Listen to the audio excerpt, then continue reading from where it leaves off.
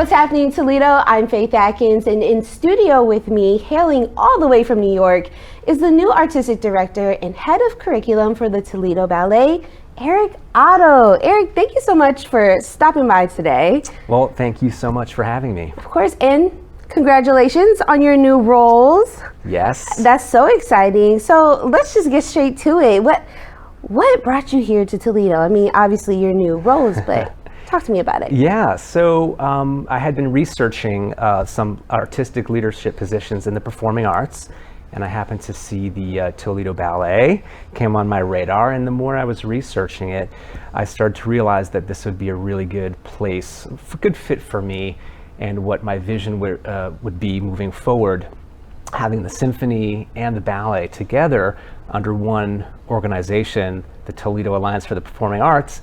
It was a great opportunity for any ballet company to have live music. It's a wonderful treat. So I think for me, that was a huge draw. And also, when I came out here for my interview, I saw the wonderful facility that they have on Monroe Street. And the productions that I've seen, the Nutcracker, it was of a very high caliber. So these were some draws that, for me as an artistic leader, I wanted to become a part of so I can put my own vision onto it. And speaking of treats, TAPA is really blessed to have you, because we were talking earlier, your background in the performing arts goes all the way back. Plus, you're from New York. I mean, that's like the home of arts. Talk to me about your background and how you got interested. Yeah, so from a very young age, I was introduced to classical ballet through my mother, who had a very large ballet school in Westchester, New York. I'm one of 7 children. And my very first memory is just crawling around the dance studio, listening to Tchaikovsky's The Nutcracker and The Sleeping Beauty and all those wonderful pieces that Tchaikovsky had created. And so from that point, I went and I auditioned for the School of American Ballet in New York City, the George Balanchine School, and the School of the New York City Ballet. And I had studied there from the time I was 7 until I graduated at 17. Wow. And went dovetailed right into the New York City Ballet as an apprentice. And I worked and performed as a professional ballet dancer in New York City from 19 until I was 36, doing musical theater, doing Broadway, working with Metropolitan Opera, and classical ballet. That is an amazing resume. And I mean, what do you plan to bring to the Toledo Ballet that's new? I think for me, the most important thing that I would like to bring, first and foremost, is, since I just got here, we just arrived, I'd like to really focus on the training and the curriculum and really honing that and making that a really good. My vision is to make Toledo Ballet a really good training ground and to produce really good dancers, and eventually one day to have a small professional ballet company here alongside with the symphony is something I feel that the Toledo residents deserve and they would love to see. They already have a wonderful symphony and a wonderful ballet school, but to have a professional ballet company along with the symphony to showcase the performing arts on that level is also a wonderful thing to have. Awesome. And so let's backtrack a little bit. Who's traveling to Toledo with you? Yes, so my wife Laura and my son Quinn. He's 9 years old and he just started his first day of school in Sylvania yesterday, and we already have him enrolled in soccer, and he's a big soccer fan. And so am I. I played soccer as well. I'm trying to get him into ballet, so hopefully, fingers crossed, if I can entice him with the Nutcracker, maybe I can get him in and start taking a boys' class. Yeah, that would be so cool, just to follow in Dad's footsteps, of course. And I know recently, I just was over at the Toledo Ballet a couple weeks ago, and I got to speak with Eris and his vision. And that's already something new.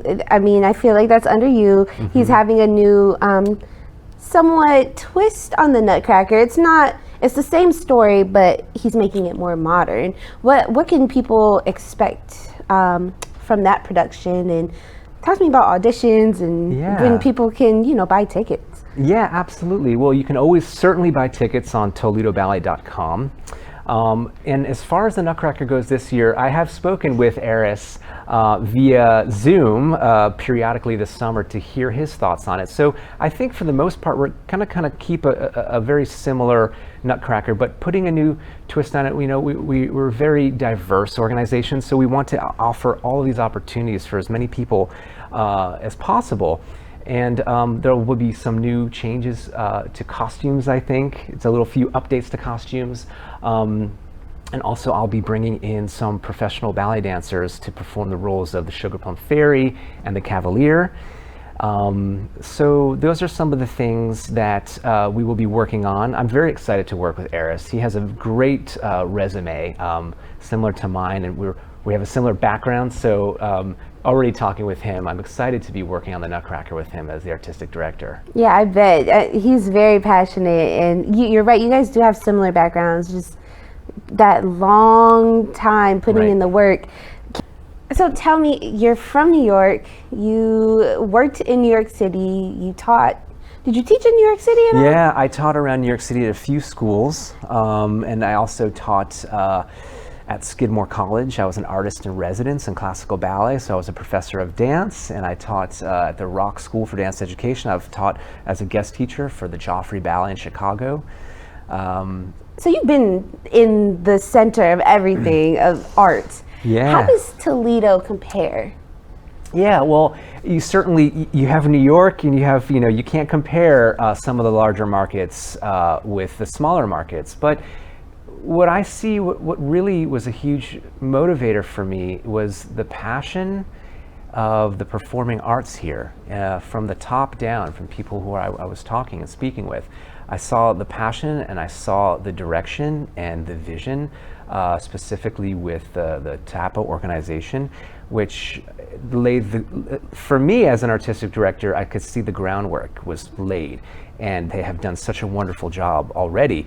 Me coming in as a ballet guy, I thought we can do so much more, and to have my colleagues be in line with my vision was just incredible for me to hear. So that was something that's also very exciting. But yeah, it's a smaller market, but also the passion is here, I see, and the support. And so that was a huge driving factor for me. Toledo, we love our arts. I mean, we are on the arts channel, so yeah, the support definitely is there. The Toledo community is going to be so excited to see what you have to bring. And I mean, what are you looking forward to the most?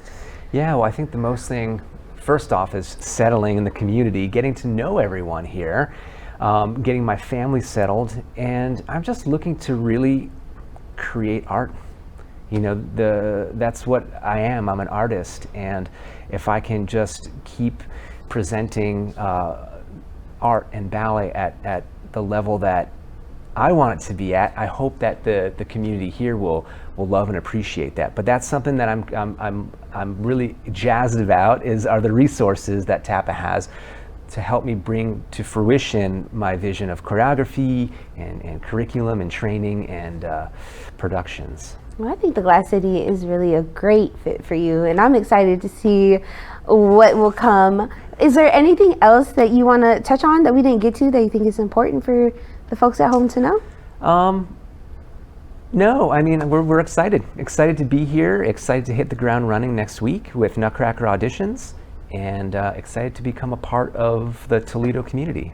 Well, we are excited to have you. Thank you so much for stopping in and giving us a little background about you, and good luck on your next adventure. Great, thank you so much. Yep.